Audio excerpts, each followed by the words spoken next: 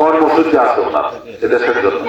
এই কর্মসূচি একটা হলো মসজিদের ইমাম মুয়াজ্জিন খতিবকে এবং মন্দিরের যে পুরোহিত এটা বলা আছে তাদেরকে মাসিক ভাতার আওতায় আনা হবে, তাদেরকে মাসে ভাতা দেওয়া হবে এবং তাদেরকে উৎসব ভাতা দেওয়া হবে যদি বিএনপি ক্ষমতায় যেতে পারে।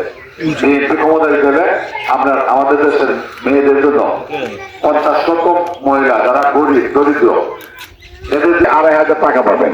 এই নমুনাটা হলো এটা হলো ফ্যামিলি কার্ডের নমুনা। এরকম একটা কার্ড থাকে, স্মার্ট কার্ড, যেটাতে আমরা সরকারের কোষাগার থেকে যেখানে আপনার বলা হবে ওখানে দিবেন, আপনার টাকা পাইবে একদম মাসে 2 থেকে 2,500 টাকা। এটা হলো ফ্যামিলি গরিবের ইয়ে দেখা। আর একটা কার্ড পাবো কৃষকের জন্য, এটা একটা নমুনা। এই কৃষক কার্ড দিয়া আপনি এক কৃষক সুবিধা পাইবেন।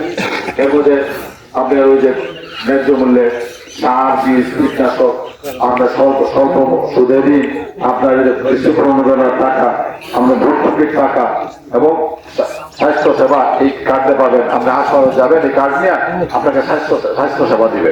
এবং এই কৃষকের জন্য আপনাদের নদী ভাঙনের পরে ফসল নষ্ট হয়ে যায় না, খরা বন্যায় ফসল নষ্ট হয়ে যায় না, নষ্ট হলে তো আপনাদের সরকারের কাছে যায় না।